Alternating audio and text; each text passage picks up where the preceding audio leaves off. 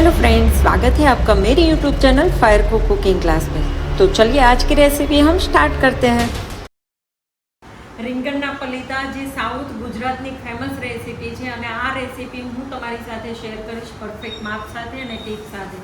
ઘણા બધા લોકો રીંગણના પલીતા બનાવતા હોય છે, રીંગણ પણ અલગ અલગ ક્વોલિટીના લેતા હોય છે, ઘણા લોકો પેસ્ટ યુઝ કરતા હોય છે અને ઘણા લોકો ખાલી પાવડર મસાલા યુઝ કરતા હોય છે। પરંતુ આજે હું તમારી સાથે એવી રીતે શેર કરીશ જેને તમે પાવડરની સાથે એકદમ ક્રન્ચી લેયર્સ તો કરી શકો છો, પરંતુ સાથે સાથે તમને જો એની સાથે એક ટેસ્ટ પણ આપવો છે તો તમે કેવી રીતે કરી શકો છો। ચાલો આપણે રેસીપી જોઈએ। તો આ રેસીપી બનાવવા માટે તમારી રેસીપીમાં લખ્યું છે એ રેસીપી પ્રમાણે બધા જ બાઉલમાં આપણે ડ્રાય મસાલા એડ કરી દઈશું। સૌથી પહેલાં તો તમારી રેસીપીમાં જે લખ્યું છે કે ચણાનો લોટ છે, ધાણા જીરું છે, સ્ટેપ બાય સ્ટેપ આપણે આગળ વધીશું। 2 ટેબલસ્પૂન ચણાનો લોટ, 1 ટીસ્પૂન ધાણા જીરું પાવડર, 1 ટીસ્પૂન લાલ મરચું પાવડર, 1/4 ટીસ્પૂન હિંગ, 1/4 ટીસ્પૂન ગરમ મસાલો। નેક્સ્ટ એના પછી આપણે એડ કરવાનું છે અહીંયા 1 ટીસ્પૂન આમચૂર પાવડર, હલ્દી પાવડર 1/4 ટીસ્પૂન અને ત્યારબાદ બહારના લેયરને ક્રંચ આપવા માટે મેં લીધો છે રવો 2 ટીસ્પૂન રવો અને એકદમ સરસથી આને આપણે મિક્સ કરી લઈશું। સાથે આની અંદર લખ્યું નથી પણ તમે નાખી શકો છો થોડા લીલા ધાણાના પાન, લીલા ધાણા બારીક કટ કરીને, અને થોડું આપણે અહીંયા એડ કરીશું ઓઇલ। ઓઇલ આપણે વધારે એડ કરવાનું નથી, એકદમ માઇનર ઓઇલ, અને નહીં નાખો તો પણ ચાલશે। હવે અહીંયા આપણે ચણાનો લોટ છે, આમચૂર છે, રવો એડ કર્યો, હિંગ એડ કરી, લાલ મરચું, ધાણા જીરું પાવડર। તમને અહીંયા થોડી આદુ મરચાં લસણની ગ્રીન પેસ્ટ એડ કરવી છે તો કરી શકો, ના કરવી હોય તો બીજું તમે શું કરી શકો છો એ હું આગળ તમારી સાથે શેર કરીશ। ત્યારબાદ અહીંયા આપણે લેવાનું છે રીંગણ। હવે મારી પાસે આ ટાઈપનું ગ્રીન રીંગણ છે, મને માર્કેટમાંથી બ્લેક રીંગણ આજે નથી મળ્યું, બાકી અહીંયા રીંગણ લેવાનું હોય છે બ્લેક રીંગણ, એકદમ જે બ્લેક આવે છે એ। અને મીડિયમ જાડી સ્લાઇસ કરવાની છે, બહુ વધારે થીક સ્લાઇસ નથી કરવાની, બહુ વધારે જાડી સ્લાઇસ કરીશું તો અંદરથી રીંગણ કાચું રહેશે।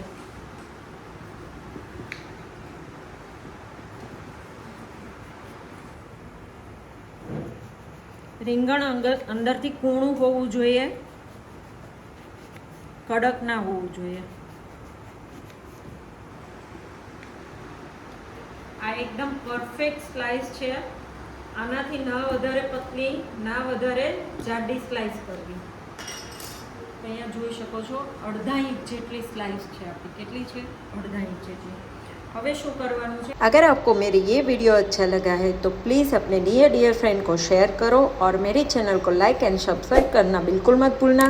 और हाँ, सबसे पहले नोटिफिकेशन के लिए बेल आइकन क्लिक करना बिल्कुल मत भूलना।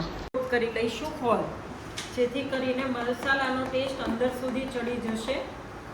અને આ ટિપ્સ ખાસ ધ્યાન રાખવાની છે,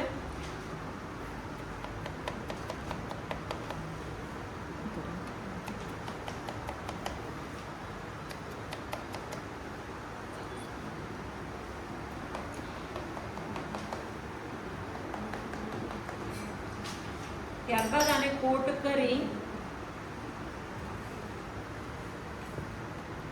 અને અહીંયા મૂકીશું। આની અંદર આમચૂર એડ કર્યો છે પણ મીઠું આપણું એડ કરવાનું બાકી છે, થોડું આપણે એડ કરી દઈશું મીઠું।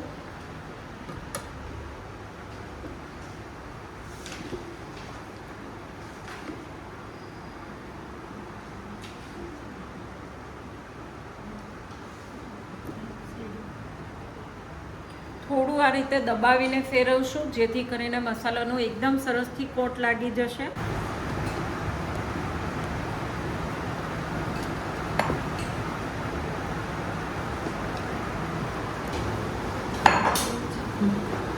આ રીતે મસાલાનો કોટ કરી અને 10 મિનિટ માટે રેસ્ટ આપવાનો છે, અને રેસ્ટ આપ્યા બાદ આપણે એને સેલો ફ્રાય કરવાના છે। 10 મિનિટ રેસ્ટ આપ્યા બાદ હવે આપણે રીંગણના પલીતાને સેલો ફ્રાય કરવાના છે. તો તેના માટે મેં લીધું છે ગ્રીલ પેન. અગર તમારી પાસે ગ્રીલ પેન નથી તો તમે સાદી ફ્રાય પેન પણ લઈ શકો છો. તો અહીંયા આપણે નોર્મલ થોડું એડ કરીશું ઓઇલ. તમે આને એર ફ્રાયરમાં પણ કરી શકો છો અથવા તો તમે ઓટીજીમાં પણ ગ્રીલ કરી શકો છો.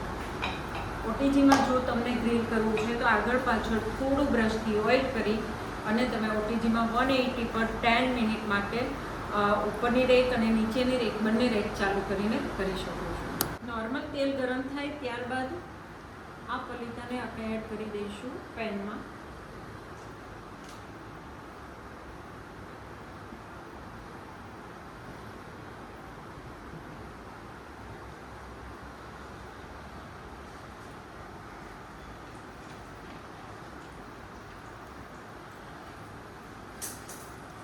ગેસની ફ્લેમને મીડિયમ ટુ સ્લો રાખીને કન્ટિન્યુ નીચેનું લેયર છે નોર્મલ થોડું બ્રાઉન અને ક્રિસ્પી ન થાય ત્યાં સુધી આપણે એને કૂક કરી લઈશું.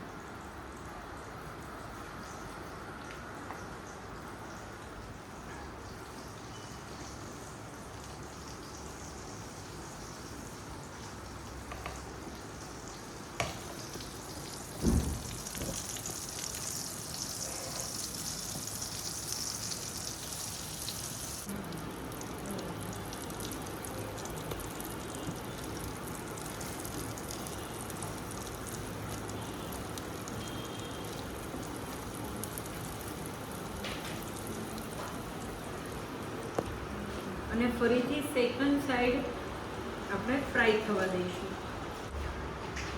તો ચાલો જોઈએ, આપણા રીંગણના પલીતા એકદમ સરસથી ફ્રાય થઈ ગયા છે અને સોફ્ટ પણ થઈ ગયા છે. તો એને આપણે પ્લેટમાં કાઢી લઈશું.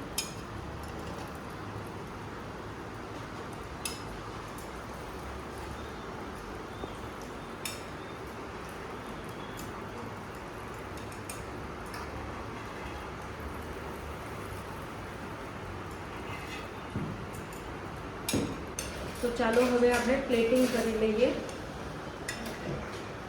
ખાસ કરીને આ રીંગણના પલીતા શિયાળાની સિઝનમાં ખાવાની વધારે મજા આવતી હોય છે, કારણ કે ત્યારે રીંગણ પણ ખૂબ જ સરસ મળતા હોય છે.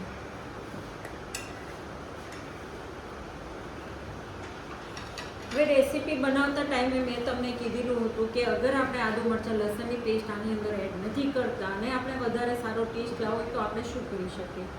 તો મેં અહીં એક ગ્રીન ચટણી બનાવી છે, જેની અંદર ધાણા, લસણ, આદુ, મરચી, લીંબુ, મીઠું અને પિંચ ખાંડ આટલી વસ્તુ એડ કરી અને થોડી એને દરદરી પીસેલી છે.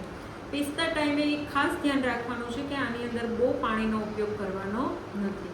જેટલું ઓછું પાણી હશે એટલો જ ચટણીની અંદર રહેલો ટેસ્ટ ખૂબ જ સારો આવતો હોય છે. અને એક આના અંદર મેં ફુદીનો પણ એડ કર્યો છે. ફરી એક વખત ધાણા, ફુદીનો, આદુ, મરચી, લસણ, લીંબુ, મીઠું અને ખાંડ.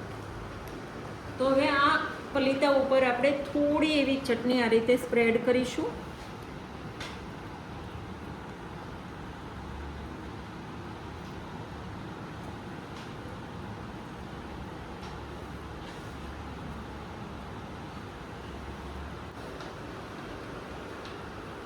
તો રીંગણના પલીતા બનીને રેડી છે.